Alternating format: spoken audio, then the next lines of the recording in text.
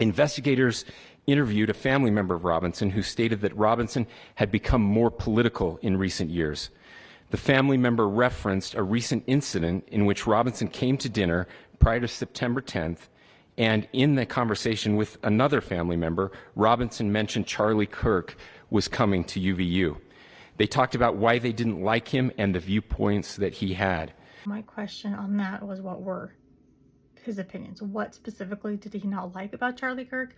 Because we have seen all kinds of stuff. Was he a graper, meaning that he wasn't as far right as some people wanted? That Charlie Kirk was right, but not right enough? That's what it sounds like now. It doesn't sound like he was ever remotely left-leaning. The family member also stated Kirk was full of hate and spreading hate. Again, I'm curious as to what flavor, for lack of a better word, of hate. Hate is bad regardless of where it's directed, but this doesn't tell us much. Investigators interviewed that roommate, who stated that his roommate, referring to Robinson, made a joke on Discord. Investigators asked if he would show them the messages on Discord. He opened it and showed several messages to investigators and allowed investigators to take photos of the screen as each message was shown by Robinson's roommate. The Discord messages look like an actual 20-something-year-old typing out a message. The text messages, we'll get into that later. Those look at best suspicious, shall we say. These photos consisted of various messages, including content of messages between the phone contact named Tyler with an emoji icon and Robinson's roommate's device. Emoji icon. There are so many possibilities there. I wish you would have told us which emoji icon. That could mean so many different things. The content of these messages included messages affiliated with the contact Tyler, stating a need to retrieve a rifle from a drop point, leaving the rifle in a bush, messages related to visually watching the area where a rifle was left, and a message referring to having left the rifle wrapped in a towel. And as we know, those text messages they can't be real. I don't know who created them, but it looks like a ChatGPT bad attempt at how teenagers or young 20-somethings talk. No. The messages also refer to engraving bullets and a mention of a scope and the rifle being unique. Spoiler, they had nothing to do with trans ideology, because the TRN was, again, the ammunition's maker's stamp on the back of the ammo. So the area north of Campus Drive Road where the suspect crossed over, you saw some of that in the video that we released last night, consists of a grassy area with trees on the edge of the UVU campus. This is definitely one of the few times that he said something more accurate than the other law enforcement, FBI people did. It was not a wooded area, it was a grassy area with trees. There is no woody area near UVU. The rifle had a scope mounted on top of it. Investigators noted inscriptions that had been engraved on casings found with the rifle. Inscriptions on a fired casing read, "Notices, bulges, capital O-W-O, what's this, question mark." I'm the first to admit that I didn't know what this meant. Now that I know what it means, it's hilarious to me how he read it out loud. Inscriptions on the 3 unfired casings read, "Hey fascist, exclamation point, catch, exclamation point." Up arrow symbol, right arrow and symbol, and 3 down arrow symbols. Which of course we know refers to the specific controller order to get a major bomb drop in a video game. A second unfired casing read, "Oh Bella Chow, Bella Chow, Bella Chow, Chow Chow." And a third unfired casing read, "If you read this, you are gay, LMAO."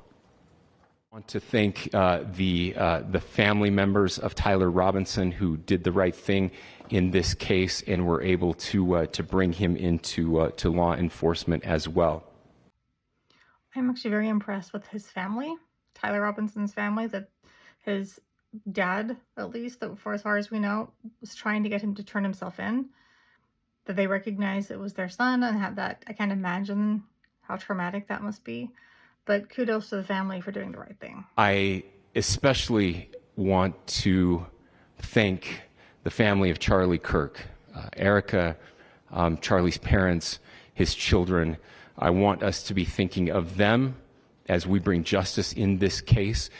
They will be involved in that justice. We will be working very closely with them as we move through this process as well. Now that we've had the memorial, it's odd, so odd to me, the way it was held, and we did not see any of Charlie Kirk's family, of like parents, his sister. No, none of them were there. Instead, it was the entire Trump administration. It was pyrotechnics. It was a political rally. It wasn't a memorial for him, and that I find very weird and disturbing. This is not a memorial for a man. This is a propaganda event. That's what it felt like to me. This is a very sad day for our country, a terrible day for the state of Utah. But I'm grateful that at this moment we have an opportunity to bring closure to this very dark chapter in our nation's history. I don't want to get too preachy, but I think it's important that we, with eyes wide open, understand what's happening in our country today. I've heard people say, well, why are we so invested in this? There's violence happening all across our country, and violence is tragic everywhere. And every life taken is a child of God who deserves our love and respect and dignity. You know what? Let's stop right there, Governor. Let's stop right there.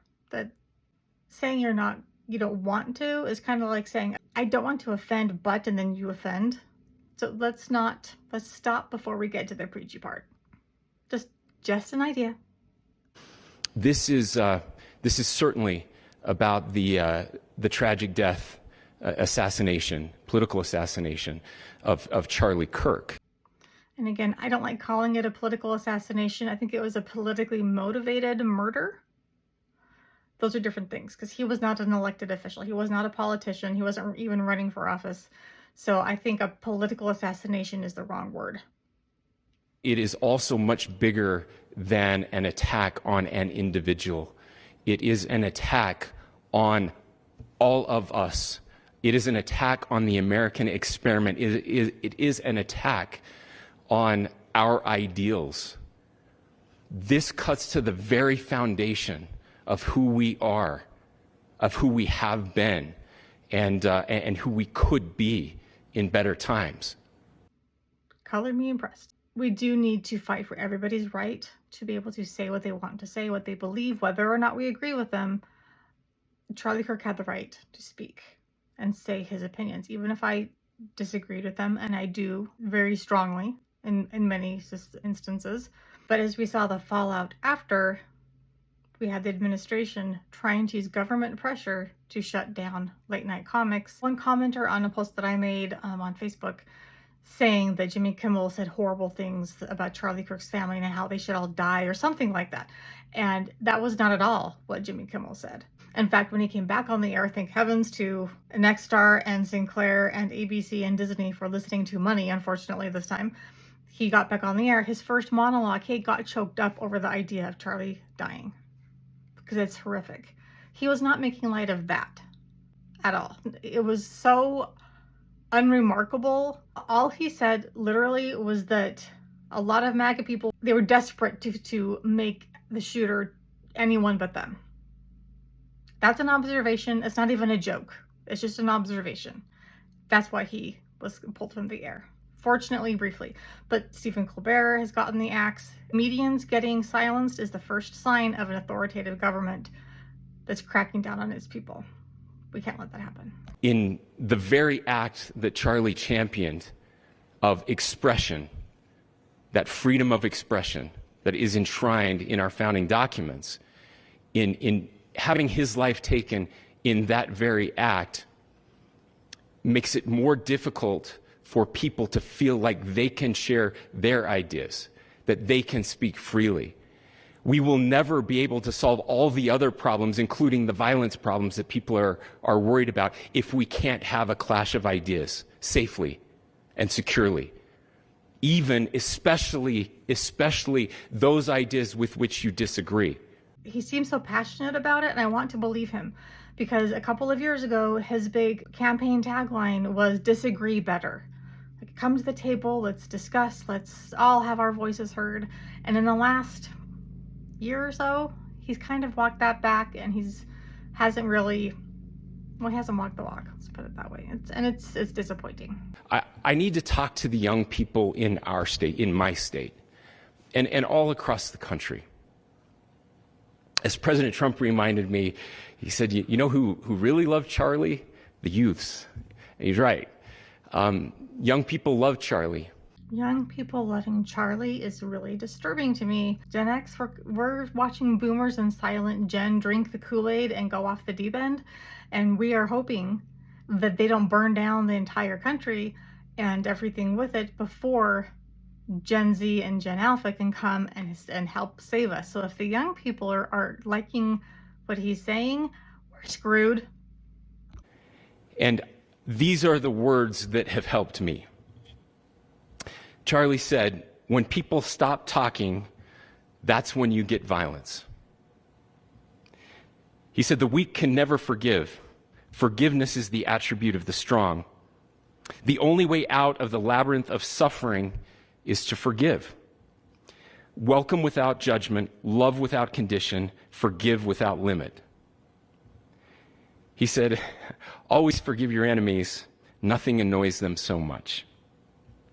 A few months ago, Charlie posted to social media, when things are moving very fast and people are losing their minds, it's important to stay grounded. Turn off your phone, read scripture, spend time with friends, and remember, internet fury is not real life. It's going to be okay. He again said, when you stop having a human connection with someone you disagree with, it becomes a lot easier to commit violence. Those are beautiful words. Odd that they came out of the same mouth that said that gay people should be stoned, that women should not have educations past the age of 16 and should just be subservient to men, who has had a lot of anti-Semitic remarks. He was not just a man who said good Christian things. He was also someone who spoke up against what Christianity is supposed to stand for. You are inheriting a country where politics feels like rage. It feels like rage is the only option. But through those words, we have a reminder that we can choose a different path. Your generation has an opportunity to build a culture that is very different than what we are suffering through right now. Not by pretending differences don't matter, but by embracing our differences and having those hard conversations. I find that one a little ironic because he rarely engaged with people that he was supposedly debating with in legitimate debate. He didn't approach them with respect, generally speaking. The majority he comes out antagonistic. He is trying to prove a point and not listen. He's not disagreeing better. He's just trying to just come out here and just raise down whoever he's talking to and humiliate them. He spoke well on certain things, but he didn't live up to his own words. I hear all the time that words are violence. Words are not violence. Violence is violence. If you've heard of stochastic terrorism, that is when somebody else, some media personality, some politician, some sort of thought figure who is known well among the populace says things that foments emotion and fear and anger, rage, whatever, that ends up leading to violence, and that person knows will likely lead to violence, but they can avoid accountability. It's plausible deniability. I didn't tell them to do that. I didn't say go do this, that, the other, even though they knew that their own words would likely have that outcome, that somebody would act on it. Words are violent in that sense. 100%, absolutely. You can't get around that. I want to thank my fellow Utahns. This bad stuff happens. Brace yourselves. Here's the part that we've all been. If you've seen this before, you know it's coming, and it's not good. For 33 hours, I was praying that that if this had to happen here, that it wouldn't be one of us, that somebody drove from another state, somebody came from another country. Sadly, that prayer was not answered the way I had hoped for. Governor, really? You wanted it to be an immigrant? That sounds a bit racist. No, not even just a bit. It sounds very racist and a little too much in line with the administration's view that anyone with brown or darker skin is somehow a threat. But it was someone from Utah. It was a young man, very white, very conservative. The fact that he hoped it was someone from outside of Utah, dude. Just because I thought it would make it easier on us if we could just say, hey, we don't do that here. And indeed, Utah is a special place. We lead the nation in charitable giving. We lead the nation in service every year. But it did happen here. And it was one of us. But I want you to look at how Utahns reacted the last 2 nights. There was no rioting. There was no looting. There were no cars set on fire. There was no violence. There were vigils and prayers and people coming together to share the humanity. Okay, I admit that is cool, because we could have had riots and looting and fires and violence, and there wasn't. So that's good job, Utah. We can return violence with violence. We can return hate with hate. And that's the problem with political violence, is it metastasizes. This is the language part of my brain jumping in. He said metastasizes. That's interesting. Is that a regionalism? I know he's from central Utah, and I've never heard that before. Do any of you say metastasizes instead of metastasizes? It's usually the second syllable, metastasizes, rather than metastasizes. I don't know. Anyway, that's what I found that jumped out at me as interesting from a language standpoint. See, these are choices that we can make. History will dictate if this is a turning point for our country. But every single one of us gets to choose right now if this is a turning point for us. We get to make decisions. We have our agency. For the time being, we have our agency. But I'm going to point out, when we have the National Guard and Marines and whatnot being deployed to U.S. cities, when we have the Commander-in-Chief referring to American citizens as the enemy within, and claiming things are just war-torn and they're not, and we have ICE picking up people for no good reason, no warrants, no probable cause, with no due process. We have that one apartment complex in Chicago that people were just torn out in the middle of the night, including small children, zip-tied in the back of a moving truck away from their parents. None of that is in line with free will or anything along what America's supposed to stand for. And that's scary. That's the bulk of the press conference. He answers some questions, most of which were things like, oh, I can't talk to that. We don't know this. We can't release that. A lot of stuff like that. But then there's one or two interesting responses in the Q&A. So we'll go to that. If you look at true political assassinations in this country of someone of this stature, this feels a lot like the late 60s. And having one so gruesomely displayed, we are not wired as human beings biologically, historically. We have not evolved in a way that we are capable of processing those types of violent imagery. This is not good for us. It is not good to consume. Social media is a cancer on our society right now. And I would encourage people to log off, turn off, touch grass, hug a family member, go out and do good in your community. But social media can be a cancerous kind of thing. It's addictive, all that, and can be really negative. It can also be used for good. But yeah, point taken. You have to go back to JFK to have seen a video live of something like this happening. I wasn't born until 1975, but I know that things were really dark in the late 60s. Sorry to some of you. I know some of you were there. That was kind of a nice little burn. I'm younger than you are. So I don't have any information on the mental illness part. He was not a student here at UVU. He was living and had lived for a long time with his family in Washington County. One element on the mental health issue that I'd like to bring up is that it's easy for those of us who are sane to think that anyone who could do something like this must be insane. It's beyond our comprehension. But evil exists.